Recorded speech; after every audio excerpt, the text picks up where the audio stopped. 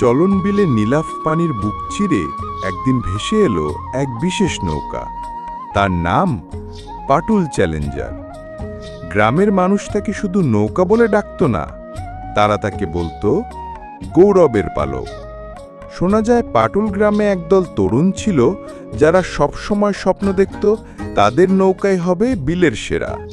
তারা নিজেদের শ্রম, ঘাম আর ভালোবাসা ঢেলে বানায় এই নৌকাটি। কাঠের গায়ে যখন প্রথম আঁকা হয় রঙিন নকশা, তখনই যেন বোঝা যাচ্ছিল এটা কেবল নৌকা নয়, একদিন এটা হয়ে উঠবে ইতিহাস। প্রথমবার যখন পাটুল চ্যালেঞ্জার নৌকা বাইচে অংশ নেয়, তখন চারদিক থেকে হুঙ্কার ওঠে। ঢাকের শব্দ, সিঙ্গার ডাক আর দর্শকের উল্লাসে বিল কেঁপে ওঠে। হাল ধরে দাঁড়িয়ে থাকা মাঝির চোখে আগুন, দাঁড় টেনে যাওয়া বাইচালদের শরীর কাঁপছিল উত্তেজনায়। শুরু হলো প্রতিযোগিতা। কখনো ধীর, কখনো ঝড়ের গতিতে ছুটছে নৌকা। শেষ বাঁশি বাজতেই দেখা গেল সবাইকে পেছনে ফেলে প্রথম স্থান দখল করেছে পাটুল চ্যালেঞ্জার। গ্রামের মানুষ উল্লাসে ফেটে পড়ল।